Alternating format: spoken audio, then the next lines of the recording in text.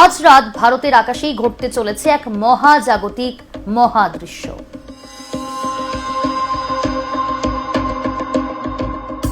পূর্ণ চন্দ্রগ্রহণ, যা আবারও রক্তচাঁদ রূপেই দেখা দেবে।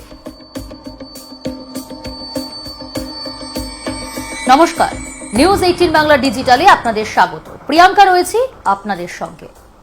আজ রাত ভারতের আকাশেই ঘটতে চলেছে এক মহাজাগতিক মহাদৃশ্য, পূর্ণ চন্দ্রগ্রহণ, যা আবারও রক্তচাঁদ রূপেই দেখা দেবে। মহাজাগতিক এই খেলা ঘিরে যেমন রয়েছে বৈজ্ঞানিক ব্যাখ্যা, তেমনই রয়েছে প্রাচীন বিশ্বাস, রীতি আর আচার।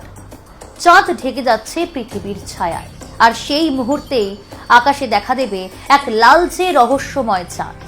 আজ রাতেই ঘটতে চলেছে পূর্ণ চন্দ্রগ্রহণ, যাকে বলা হয় ব্লাড মুন। ভারতীয় সময় অনুযায়ী রাত 8:58 শুরু হবে চন্দ্রগ্রহণ।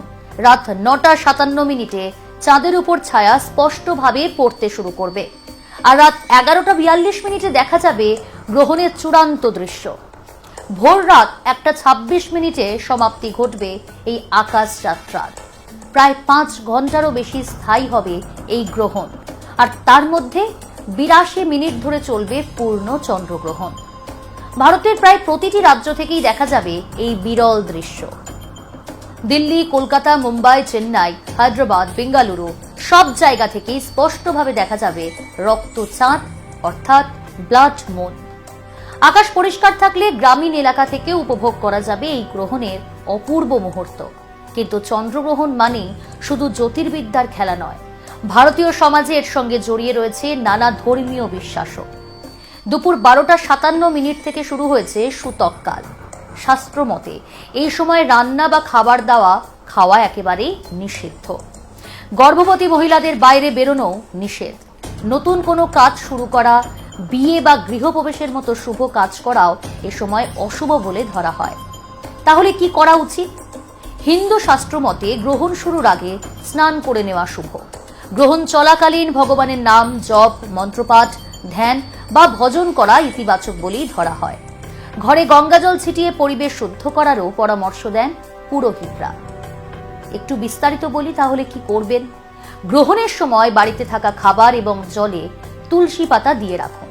গ্রহণের নেতিবাচক প্রভাব থেকে নিজেকে দূরে রাখতেই গোপাল মন্ত্র জপ করতে পারেন। যদিও পূর্ণগ্রাস চন্দ্রগ্রহণ এমনিতে বিরল কোনো ঘটনা নয়। পৃথিবীর আহ্নিক গতি বার্ষিক গতির জেরেই নির্দিষ্ট সময় অন্তর এই ঘটনা ঘটে, কিন্তু তার জন্য চাঁদের রূপ বদল, রক্তবর্ণ হয়ে ওঠা, এটা কিন্তু বিরল। আবার কিছু জিনিস গ্রহণ চলাকালীন একেবারেই করা উচিত নয়। কি করবেন না?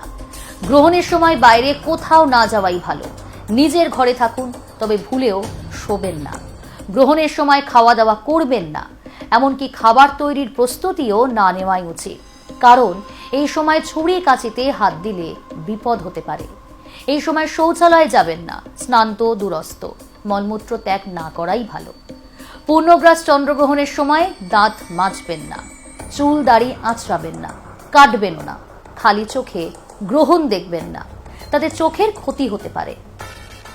গ্রহণের সময় গায়ে গয়নাগাটিও পরে না থাকাই ভালো বলে মনে করেন জ্যোতিষ শাস্ত্রবিদরা। পূর্ণগ্রাস চন্দ্রগ্রহণের সময় পুজো করবেন না। গ্রহণ পরবর্তী রীতি, গ্রহণ শেষ হলে আবারও স্নান করে নেওয়া, দেবতার আরাধনা আর ঘর পরিশুদ্ধ করা জরুরি। প্রচলিত বিশ্বাস অনুযায়ী এই সময় দান করলে বিশেষ ফল লাভ হয়। সাদা আটা, কুশ বা তিল দান করা শুভ বলেই মনে করা হয়। বিজ্ঞানীরা অবশ্য বলছেন গ্রহণ হলো একেবারেই স্বাভাবিক মহাজাগতিক ঘটনা। সূর্য, পৃথিবী আর চাঁদ একই সরল রেখায় এলেই ঘটে এই দৃশ্য। তবে ভারতের সংস্কৃতি আর বিশ্বাসে চন্দ্রগ্রহণের আধ্যাত্মিক ব্যাখ্যাই বেশি প্রাধান্য পায়। অর্থাৎ আজ রাত ভারতের আকাশে একদিকে বিজ্ঞানের ব্যাখ্যা, অন্যদিকে বিশ্বাস আর আধ্যাত্মিকতার প্রতিচ্ছবি।